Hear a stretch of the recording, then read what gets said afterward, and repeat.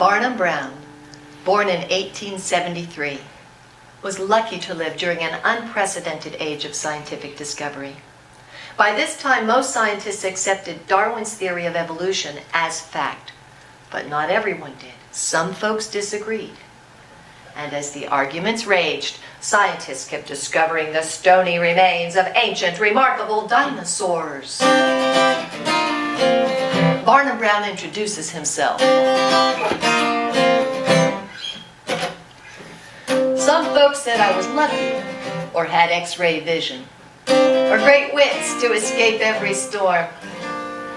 But lucky I am, not the way that you think. It's the luck that I got when I was born.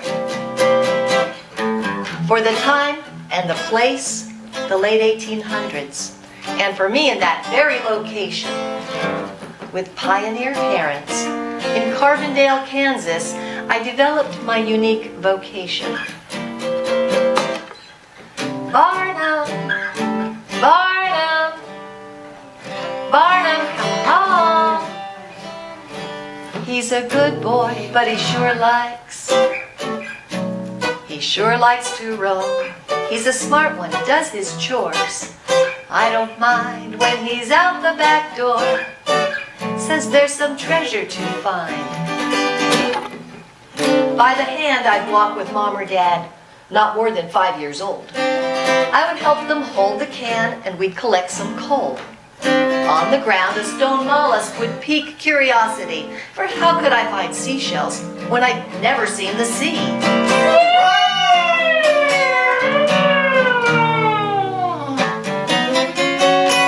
Oh no you don't.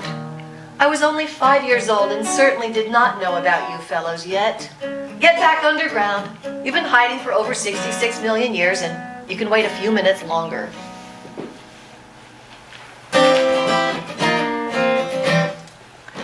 So the first extra luck were those fossilized shells. The second, living in Darwin's own time.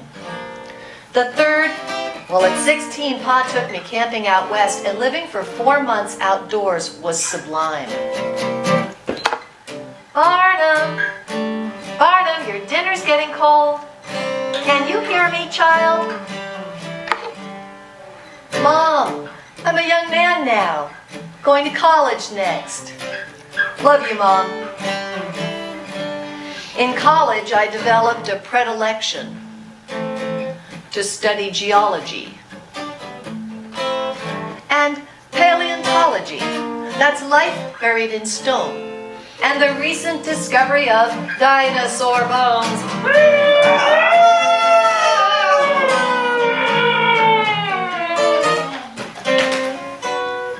I see you now, you terrifying giants. Meat eaters, plant eaters, some flying, some floating, running on 2s or 4s, chasing or being chased. I see you slashing with teeth, grasping your prey, enormous feet traipsing through the mud. I see you caught in tar traps, escaping death, succumbing to death. Oh, I see you covered with mud, turned to stone and submerged for thousands, hundreds of thousands, millions of years. And sometimes, just sometimes found. Come on, guys. There's a new big game hunter in town. It's me, Barnum Brown.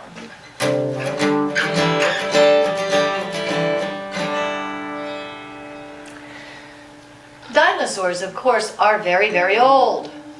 Ancient humans must have always found fossil dinosaur bones and wondered.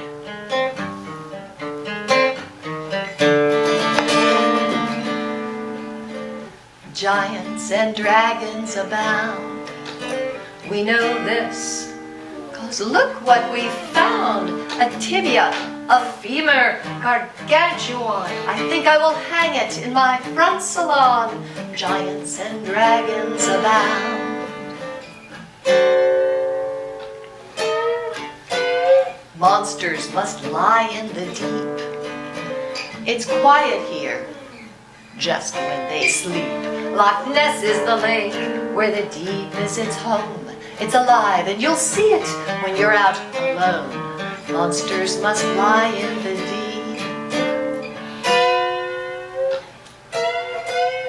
You can see this strange thing as a stone. I think it's a magic wand or a wishbone. Mine is a seashell I found on a hill. Mine is the claw of a bosun kill. You can see this strange thing as a stone. Dinosaur bones, when scientists uncover them, can look like the remains of a carnivore's birthday party. Steps in the muck he got. Behold the dinosaur. It set science on its ear. Evolution, the bone rush, Darwin's theory of common descent was being tested by deep and deeper digging, layers of discovery. Behold the dinosaur and its unlucky hour. How big? How heavy? Did it fly or run? Feather or scale? Dragging a tail?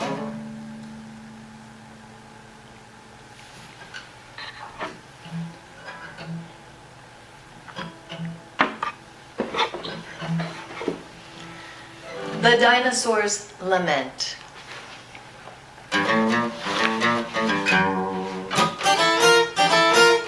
It's very quiet when you can't make a sound. It's very still when you're stuck underground. Can't cough or sneeze. Oh, Barnum, please, please find me now. I might seem weak, I might look tame, but anyone who knows us knows we were ferocious. Now I'm in pieces, I can't make a stand unless you lend me a hand. Nothing can change my situation. I'm here for eternity. But now I'm breathless with anticipation that someone would believe in me. Oh yes, I'm old, I'm not very with it, but these bones will make a very fine exhibit. Oh Barnum, please, please find me now. I'm crushed underground.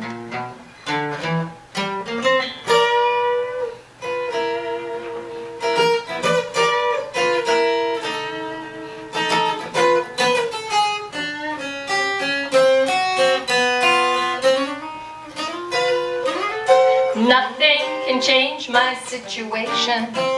I'm here for eternity. But now I'm breathless with anticipation that someone would believe in me. Oh yes, I'm old, I'm not very with it, but these bones will make a very fine exhibit. Oh Barnum, please, please find me now. I'm crushed underground. I promise to astound. Oh, please find me now.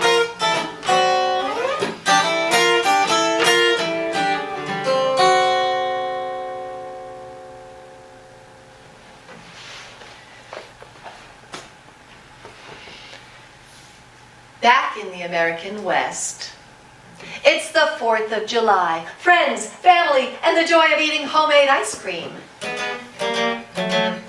Turn that crank and don't daydream. The party is waiting for the cold ice cream. It's the neatest gadget you've ever seen. The hand crank maker of your fresh ice cream. Put in the ice, put in the cream, add salt and sugar, a vanilla bean. Every 4th of July, beauty queen knows there ain't nothing better than your fresh ice cream.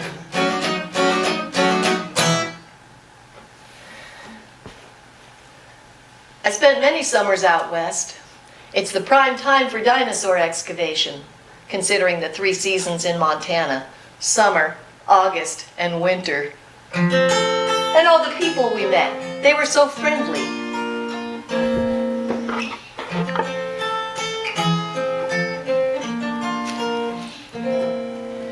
It's summer in Montana, and we're checking all our lists. For hospitality, we'll show to those geologists.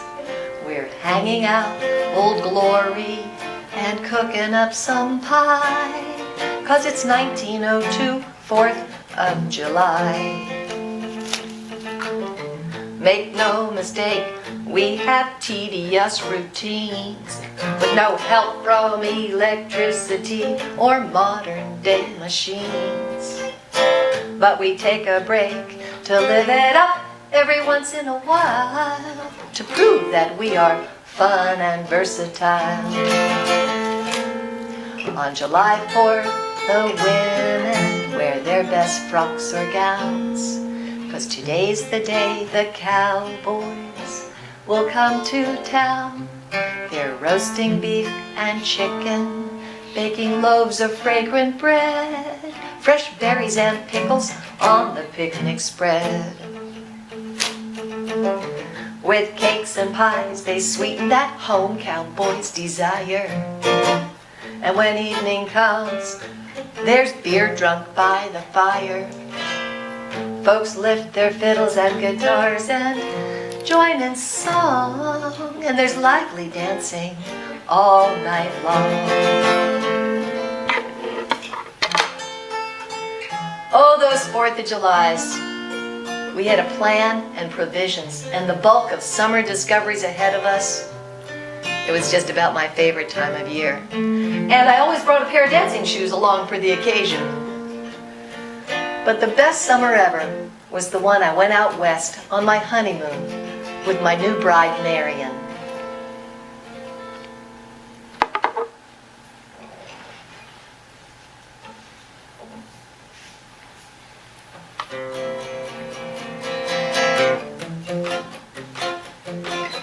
This morning I saw a yellow-headed blackbird, a gorgeous fellow. He flew down near us, twice more at that spot. I've seen him running after some bugs. A different blackbird, smaller with a white wing. The female is brown, and oh, you should hear the male sing. But he sings only when on the wing. I'll never forget how you courted me. Our eyes met and hearts interlocked. On that cold winter day when you married me, I came in white slippers protected by fuzzy red socks. I was a student devoted to biology class, dead fast, worked for 2 college degrees, and I passed. Your stories of fieldwork had left me entranced. And of course you could dance. You waltzed me out west, the best year of my life. We slept in our tent. I caught you fresh fish on a safety pin. Remember sunrise on the Grand Canyon rim. I'll never forget how you courted me. Our eyes met and hearts interlocked. On that cold winter day when you married me, I came in white slippers protected by fuzzy red socks.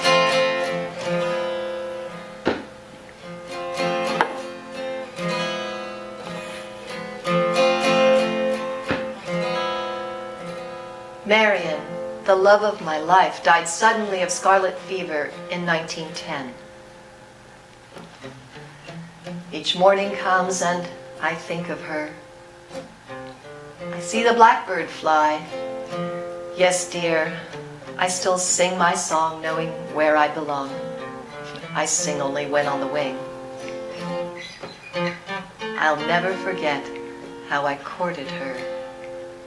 Our eyes met and hearts interlocked. On that cold winter day when we married, she nearly forgot to take off those fuzzy red socks.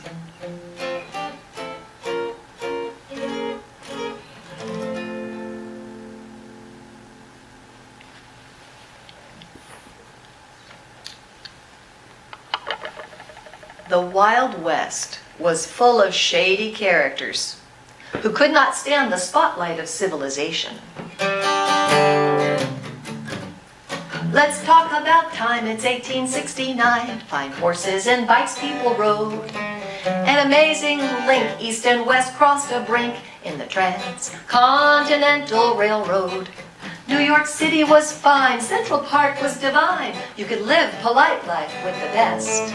But a need was fulfilled for those Buffalo Bills to find freedom and land, more land in the West. Home, home on the range, in remote and untamed terrain. Opportunity flowed, wagons carried the load, and our ancestors rarely complained.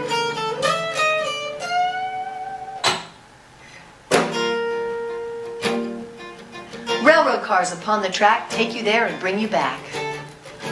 Cowboy pockets wear it with it till Levi Strauss did add a rivet. Cowboy heads were cold and flat till Mr. Stetson made felt fur hats. Buffalo were put to test when railroad tracks were laid out west, killed for food and home terrain, for nothing should slow down the train with riches vast in soil and trees and animals, new menageries, minerals, coal, silver, gold, for pioneers whose hearts were bold. Here they come, explorers. Here they come, cowboys. Here they come, pioneers.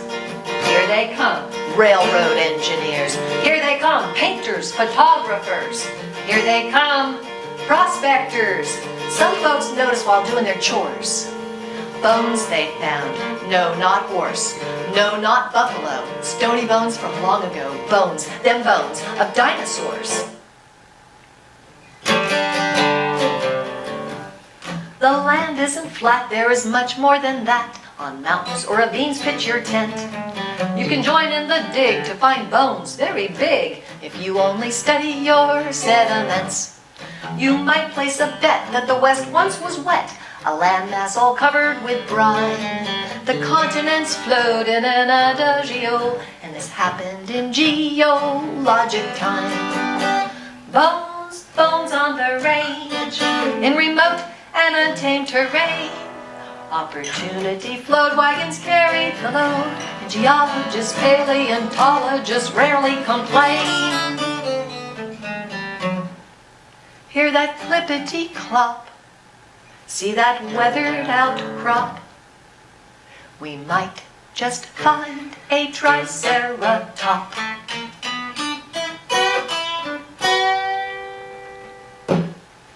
In which Barnum Brown tells the story of how he found the first Tyrannosaurus Rex, the tyrant king of the lizards.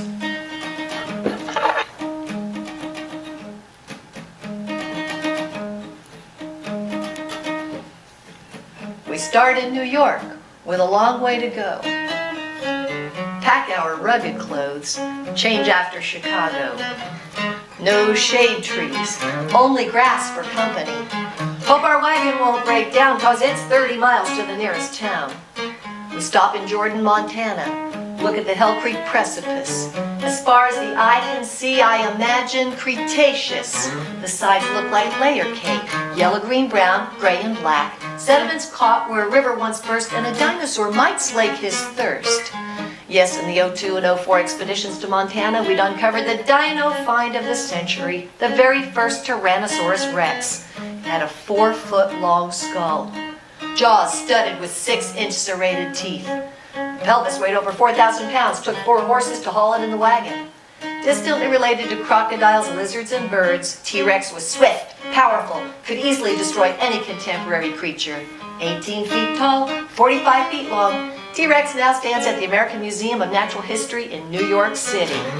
In silt and sand, dinosaurs roam the land. Imaginations mesmerize, scientists hypothesize about oversized, bony prize, categorize, children fantasize, terrorized, paralyzed by beady eyes, newspapers publicize.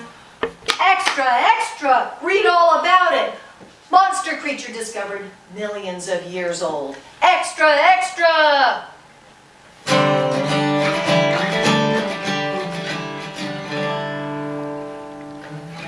Over the next 2 decades, Barnum Brown continued to travel the world, collecting fossil bones.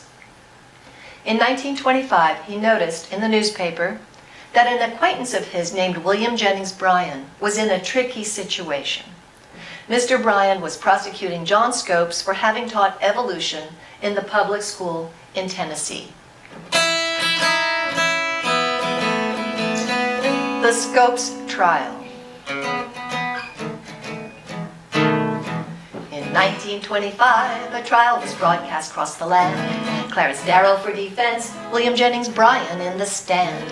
The arguments were electrified, the public did excite. Comprehension slowly grows, and that's all right. Some folks think that animals are very unrefined. Toward Darwin's theory of common descent, they remain disinclined. You can make a law and break a law to protect the humankind. Comprehension slowly grows, and that's all right. Surely Barnum Brown was following the Scopes trial sensation, listening to each argument, considering implication. As a scientist, we imagine that he remained resolute and might have agreed with Dudley Malone that there's never a duel with the truth.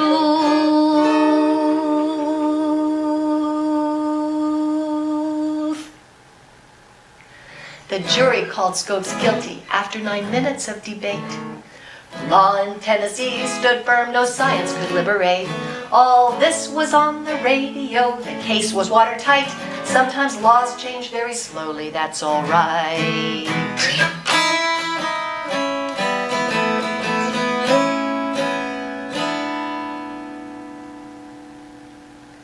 And at about this same time, Barnum Brown fell in love once more. Her name was Miss Lily McLaughlin of New York City. A debutante and aristocrat, a budding writer, I knew that I was destined to marry a man of renown. I chased that man from Cairo, Istanbul, Calcutta, what a town. I married Barnum Brown. He dug those bones, I kept his home. Okay, it was just a tent, but I swept a lot. We traveled the world, my life unfurled. I married Barnum Brown. In wilderness and foreign land, finding dinosaurs was grand, their bones on weathered creeks or desert floors. Imagine floods and meteor, close your eyes and hear them roar. I married a dinosaur. Great danger, fun time, mosquitoes, fine wine. Imagine floods and meteor, close your eyes and hear them roar. I married a dinosaur. I married a dinosaur. I married a dinosaur.